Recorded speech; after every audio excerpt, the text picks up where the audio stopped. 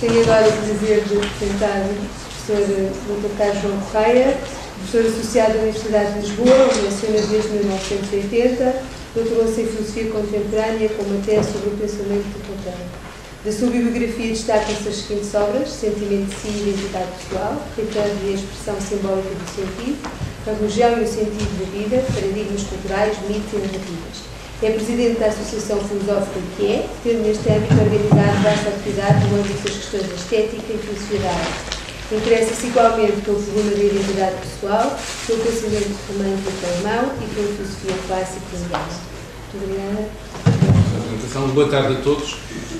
A minha intervenção vai ter duas partes.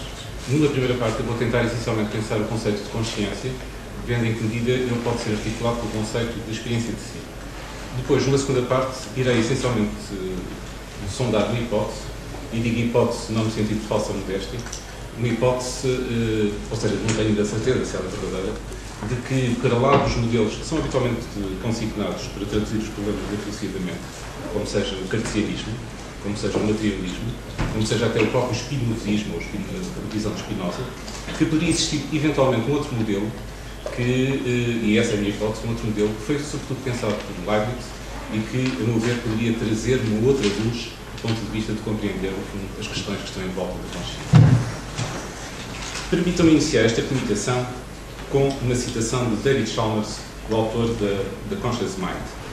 Numa conferência pronunciada no ano passado, referindo-se à existência, afirma: neste momento tem um filme a passar nas vossas cabeças. É um filme impressionante, com muitos canais. Possui visão em 3D e um som envolvente para o que estão a ver e a ouvir neste momento. Mas isto é apenas o início. O seu filme tem cheiro, sabor e tato. Tem noção do vosso corpo, da dor, da fome, de orgasmos. Possui emoções como a raiva e a felicidade. Possui memórias como cenas da vossa infância a passar à vossa frente. E tem esta constante voz narrativa no vosso fluxo de pensamentos conscientes. No centro deste filme estão vocês, experienciando tudo isto diretamente. Este filme é o vosso fluxo da consciência, o sujeito da experiência da mente e do mundo. Será o objetivo da nossa comunicação sobre a consciência e a experiência de si sublinhar algumas das facetas da vida consciente que transfiguram a percepção trivial que temos de nós próprios como do mundo que nos envolve. Em termos sumários, a natureza singular da consciência tem implicações profundas na própria caracterização da realidade que nos envolve. Como definir então a consciência? Diz-nos novamente David Chalmers. A consciência é um dos factos fundamentais da existência humana. Não há nada que saibamos de forma mais direta. Pelo menos eu tenho noção da minha consciência diretamente. Não posso ter a certeza de que vocês são conscientes. A consciência é também o que faz com que a vida valha a pena ser vivida. Se não fôssemos conscientes, nada nas nossas vidas teria significado ou valor. Mas, ao mesmo tempo, é o fenómeno mais misterioso no universo. Porquê é que somos conscientes? Porquê é que temos estes filmes interiores? Porquê é que não somos apenas robôs que processam todos estes estímulos e os transformam num produto final, sem terem qualquer experiência do filme interior? Neste momento, ninguém sabe as respostas para estas questões. Procuramos precisar do conceito de consciência. Naturalmente, neste momento eu não estou a pensar, por exemplo, no conceito de consciência em termos morais, que muitas vezes é referido para tratar desse mesmo problema, ou então quando se prefere a ideia de que ser consciente é sobretudo de estar vigível, ou seja, de estar acordado. Quando, por exemplo, nós podemos perfeitamente defender a tese de que quando alguém está a sonhar tem um certo nível de consciência, embora não esteja propriamente acordado. A consciência é um estado mental específico em que se surpreende uma apreensão tanto de si como da situação que o circunda. Essa situação pode referir-se a estados internos, por exemplo, memórias, ou externos, por exemplo, as representações mentais desta sala. Por vezes o ato de apreensão de si é mais acentuado, outras vezes quase se apaga em face da nossa concentração em algum evento ou problema. Este estado mental implica uma perspectiva própria, geralmente designada, e que foi aqui referido várias vezes, a perspectiva da primeira pessoa, que nunca pode ser observada por mais ninguém, a não ser pelo próprio. Trata-se assim de uma apreensão mental na qual se oferece um conhecimento único e privado de si, num determinado contexto interno ou externo. A consciência é, assim, a experiência de si. Como assinala Thomas Nagel, em Mortal Questions, a consciência é a experiência de se ser determinado organismo. Em primeiro lugar, estamos em face de uma experiência, e, como tal, toda a descrição exterior revela-se não falsa, pelo menos incompleta. E trata-se de uma experiência singular, isto é, a experiência de se ser, o que implica a observação tanto de si como do mundo. A articulação entre a consciência e a experiência de si é sublinhada por António Damasio num texto crucial da sua obra, precisamente intitulado O Sentimento de Si. Afinal, esse sentimento, o sentimento de si, o Feeling of What Happens, era o título original, aliás, da obra de Damasio, é uma outra forma de dizer consciência. A ser verdade esta tese, que partilhamos, não é possível existirem atos de consciência sem serem acompanhados de uma experiência de si, por mais tenue que ela seja. Cito António Damasio. As imagens que correspondem às suas percepções externas e às percepções daquilo que recordam ocupam quase toda a extensão da sua mente, mas não ocupam a sua totalidade. Para além destas imagens, existe igualmente uma outra presença que o significa a si. Se esta presença não existisse, como poderia saber que os seus pensamentos lhe pertencem? Quem poderia afirmá-lo? Esta presença é calma e subtil e, por vezes, é pouco mais do que uma alusão meio aludida e um dom meio compreendido. Nesta perspectiva, a presença do si é o sentir daquilo que acontece quando o seu ser é modificado pela ação de apreender alguma coisa. Essa presença tenaz nunca desiste. Contrariamente a outros tipos de imagens ou representações mentais, o sentimento de si, como Kant tinha já assinalado, é a condição a partir do qual qualquer tipo de representação se pode efetuar e, como tal, não é suscetível de ter uma representação específica que possa ser descrita. E por isso foi há pouco referido precisamente que teria uma dimensão, pelo Dr. Luís Madeira, teria uma dimensão pré-reflexiva, contrariamente às representações internas ou externas. Por sua vez, a consciência é uma experiência subjetiva, também referido hoje desta maneira. Entendendo-se por subjetiva ou subjetividade, não tanto a incerteza epistemológica sobre a verdade no juízo, saber-se, por exemplo, se Dostoiévski é melhor escritor do que Tolstói, mas antes a perspectiva experienciada na primeira pessoa por cada sujeito dos seus próprios estados mentais. Assim, o termo subjetivo, quando se refere à consciência, não traduz o que é aleatório, caprichoso, aparente.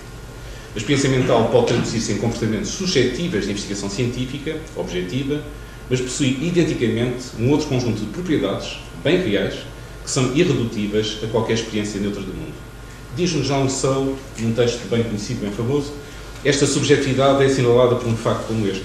Posso sentir as minhas dores e vocês não. Eu vejo o mundo do meu ponto de vista, vocês veem-no a partir do vosso ponto de vista. Eu sou consciente de mim mesmo e dos meus estados mentais internos, enquanto inteiramente distintos da individualidade e dos estados mentais das outras pessoas. Desde o século XVII, pensamos a realidade como algo que deve ser igualmente acessível a todos os observadores competentes. Isto é, que pensam que ela deve ser objetiva. Ora, como é que vamos acomodar a realidade dos fenómenos mentais subjetivos à concepção científica da realidade enquanto totalmente objetiva? Um exemplo paralelo é-nos apresentado pelo próprio Thomas Nagel.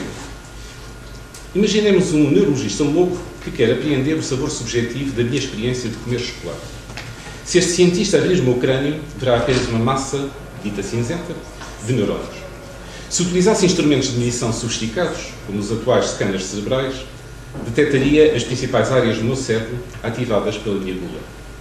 No entanto, desesperado por não encontrar a experiência subjetiva de saborear um chocolate, decide, em pleno ato de insanidade mental, lamber o meu cérebro. Provavelmente, diz Nagel, que o meu cérebro não lhe saberia a chocolate. Mas este é um ponto capital, mesmo que lhe soubesse. O que ele obteria era apenas a sua experiência subjetiva de saborear chocolate, que nunca seria a minha. Sublinho-se que esta dificuldade de princípio, salientada por Nagel, não procura naturalmente negar o facto evidente de que, para se poder saborear o chocolate, se tornam necessários vários factos físicos objetivos: o derreter do chocolate na minha língua, as transformações químicas nas papilas gustativas, os impulsos elétricos que se dirigem da minha língua ao cérebro, assim como as alterações nos sistemas neurais responsáveis pela experiência do sabor. Sem esta sucessão de acontecimentos físicos, não haveria chocolate que me valesse. Para lá do hiato explicativo entre estados mentais e físicos, pode-se assim assinalar um outro hiato ou fratura entre a experiência privada da consciência e a sua descrição por outra. Com efeito, a fratura epistemológica denotada no tipo de acesso aos estados de consciência traduz, a nosso ver, algo mais do que um problema de conhecimento. A sua vertente privada, inacessível a qualquer observação objetiva, expressa uma ruptura ontológica entre dois níveis da realidade. Por um lado, um mundo objetivo, neutro, suscetível de ser observado por qualquer ângulo ou perspectiva. Mas, por outro, um outro mundo tão real como o primeiro, que apenas pode ser acedido na perspectiva da primeira pessoa. Por razões que se prendem com a constituição do conhecimento científico a partir da modernidade, apenas se considerou como real um mundo neutro, objetivável. Diz-nos Hegel na sua última obra, Mind and Cosmos, de 2012. Contudo, a explosão de tudo o que era mental do alcance da ciência física moderna acabaria por ser eventualmente desafiada. Nós, seres humanos, somos partes do mundo e o desejo de uma representação unificada do mundo é irreprimível. Seria, pois, natural procurar essa unidade, estendendo o alcance da física e da química. Por isso, Hegel vê, sobretudo, todos os projetos fisicalistas como uma tentativa, no fundo, de ampliar um método que resultou perfeitamente do ponto de vista da compreensão das ciências naturais, agora aplicada, precisamente, uma vertente que até então tinha sido desprezada. Naturalmente, a melhor estratégia para realizar este plano consistiu em analisar as manifestações objetivas dos fenómenos mentais. Numa palavra, os comportamentos. O behaviorismo dá corpo a esta exigência, a um ponto tal que, nas suas modalidades mais radicais, se sustenta que a própria mente é ela mesma um fecho de comportamentos, entendendo por comportamento tudo o que o organismo faz. Por isso também pensar e também sentir e outras coisas. Contudo, algo de essencial, precisamente a consciência ficava de fora. Como nos diz Hegel, contudo, todas estas teorias são insuficientes como análise do mental, na medida em que deixam de fora algo essencial que está para lá dos fundamentos externamente observáveis. Por exemplo, o modo como o açúcar lhe sabe a si, ou o modo como o vermelho lhe aparece, ou a ira que sente, em que cada uma destas experiências parece exigir um outro tipo de explicação do que as meras respostas de comportamento e capacidades discriminativas. E Hegel conclui, o behaviorismo deixa de lado o próprio estado mental interno. A percepção desta ruptura ontológica entre a consciência enquanto tal e os comportamentos objetiváveis não é uma evidência nova na história da filosofia. Mas tal modelo é habitualmente restrito a um único modelo interpretativo, precisamente aquele que Descartes explanou e que é caracterizado como dualismo substancial. Dualismo entre, por um lado, a matéria extensa, espaço-temporalmente determinada, e a esfera do pensamento, a descrita essa coisa pensante, essa res cognitus. Mas seria, a meu ver, redutor pensar que não existiriam outros modelos filosóficos de compreensão do real que não escamoteiam a ruptura atrás assinalada. No entanto, a tese da história da filosofia que nos parece mais consentânea com a ruptura epistemológica referida, que foi aquilo que eu referi como hipótese que vou tentar sustentar, é aquela que é sugerida por Leibniz. Por um lado, encontramos um conjunto, dentro da terminologia do autor, encontramos um conjunto inumerável de mónadas, de pontos de vista, a partir dos quais a realidade é experienciada. Mas, por sua vez, nos interstícios intramonádicos, detectamos a presença de configurações espaço-temporais. Mas esta distinção pouco tem a ver com o dualismo substancial cartesiano. Como sublinha a intérprete de Leibniz, Martin de Godemar, num texto, a meu ver, particularmente interessante, uma mónada, do grego monas, unidade, é uma unidade por si, analisável num princípio ativo chamado inteléquia, e que depois Leibniz diz que em fases mais avançadas poderá ser considerada como almas, e um princípio passivo, dito massa ou matéria primeira. Isto é, um princípio ativo e um princípio passivo. A mónada contém uma espécie de percepção e de apetite. É uma substância simples, sem partes, tendo ações próprias que alteram continuamente as suas relações.